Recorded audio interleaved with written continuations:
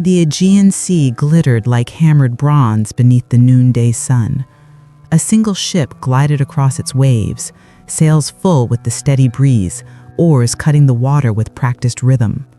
Upon its prow stood a young man, tall, lithe, and elegant, his dark hair curling around his shoulders, his eyes fixed upon the coastline, drawing nearer with every stroke.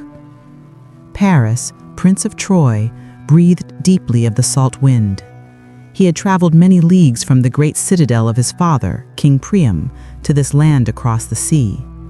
His mission, at least in word, was one of peace, to strengthen the ties between Troy and Sparta, to ensure friendship in an age when kings eyed each other's borders with suspicion. Yet, within Paris stirred not only duty but curiosity. For though he had grown among the high towers of Ilium, sheltered by his brother Hector's strength and his father's wisdom, Paris had long felt the pull of destiny, a sense that the gods themselves had woven his life for something greater, something perilous. Behind him, sailors sang in their native tongue as they guided the vessel into the Spartan harbor. The coast rose stark and rugged, hills crowned with olive trees and dotted with the white marble of shrines. Beyond, the walls of Sparta gleamed, austere and unyielding, built not for beauty but for strength.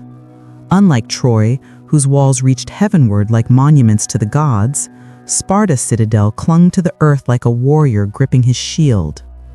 As Paris stepped onto the quay, he was greeted by Spartan guards in red cloaks, their spears gleaming in the sun, their faces as stern as the land that had bred them. They saluted with curt nods and led him toward the palace, where Menelaus, king of Sparta, awaited. Menelaus was a man forged by war.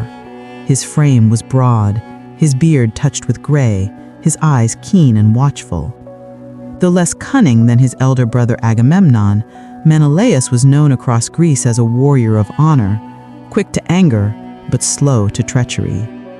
He greeted Paris with the warmth due a guest, though beneath his welcome lay the unspoken vigilance of a host wary of flattery.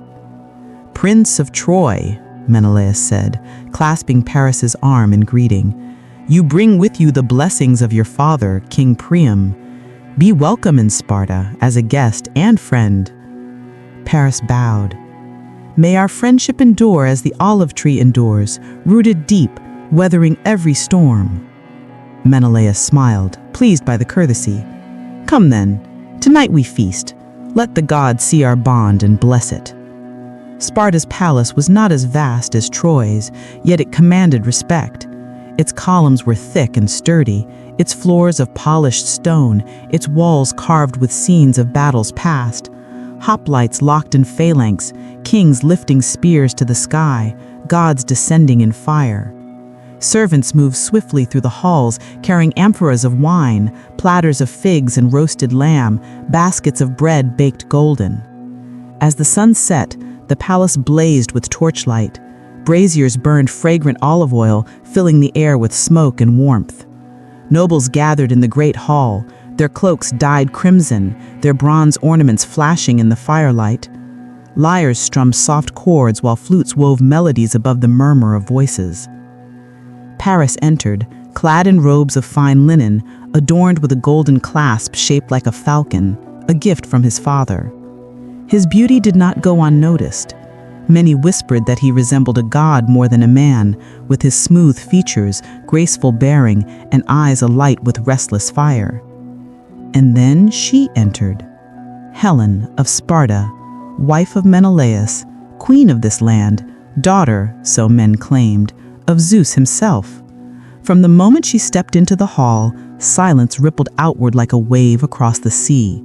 Conversation faltered, music softened, and all eyes turned to her. Her gown was white linen, edged with silver threads that shimmered in the firelight. Her golden hair cascaded freely down her back, unbound, catching the glow of the torches as though the sun itself lingered in each strand. But it was her face that held Paris captive, serene, luminous, yet touched with a quiet sorrow, as though she bore a weight invisible to others. Her eyes, deep and blue as the Aegean at dusk, seemed to see both the present and the shadow of fate beyond it. Menelaus rose to greet her, pride in his gaze. "My queen," he said, "behold our guest, Paris of Troy." Helen inclined her head gracefully. "Welcome, my lord of Troy. May the gods grant your journey has been gentle." Paris bowed, but his eyes met hers.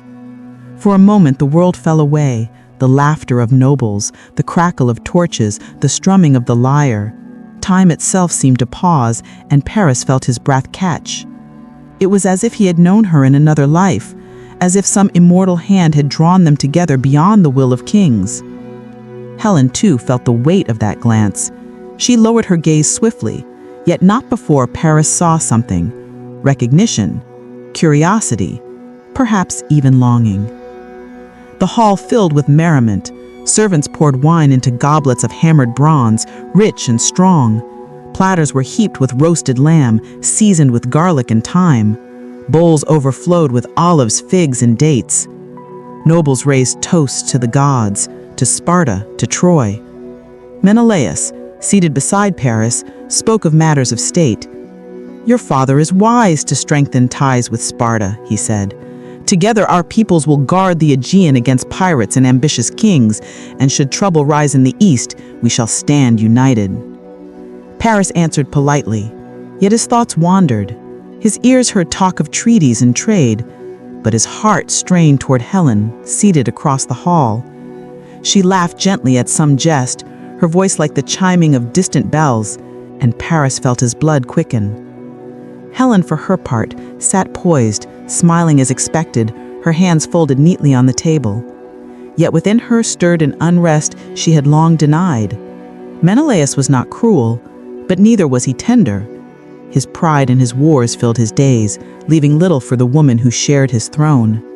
Surrounded by adoration, Helen was worshipped as a prize, admired as a jewel, yet seldom seen as a woman with desires and dreams of her own. As the feast wore on, Paris excused himself from Menelaus' side and walked among the nobles offering courtesies. At last, by chance or fate, he passed near Helen. She lifted her gaze, and for an instant their eyes met again. Paris inclined his head in a subtle bow, and Helen, though she should have turned away, allowed her lips to curve in the faintest of smiles. The hall's music swelled, dancers whirled upon the polished floor, and still the unspoken thread between them grew tauter with every glance. Later that night, when the feast had ended and the hall lay quiet, Paris wandered into the palace gardens. Moonlight silvered the leaves of olive trees, and the air was thick with the scent of jasmine.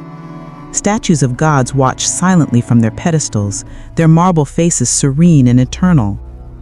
And there, as though summoned by destiny, Helen walked alone.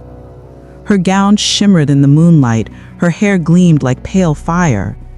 She started slightly at the sight of Paris, but did not retreat. "Queen of Sparta?" Paris said softly, bowing. "Do you walk in the gardens without a guard?" Helen's lips curved faintly. "A queen is never without guard. The gods watch, even when men do not." Paris stepped closer, though not so close as to break propriety. "Then let them watch, for I would sooner face their judgment than lose the chance to speak to you." Helen's breath caught. "You speak boldly, Prince. Do you not fear the wrath of Menelaus? Words such as yours could bring ruin upon us both." Paris held her gaze. "Perhaps ruin is already written, but what is a crown if it chains the heart? What is an oath if it strangles love before it lives?" Helen looked away, her heart warring within her. She had known admiration before, from kings, from nobles, from all who beheld her beauty. But never had she felt such danger in a single glance, never such temptation in a single voice. "Go," she whispered, though her voice trembled. "Go, before you speak more madness." Yet she did not move. And when her maids approached at last, she left him with only a glance. But it was enough to seal both their fates.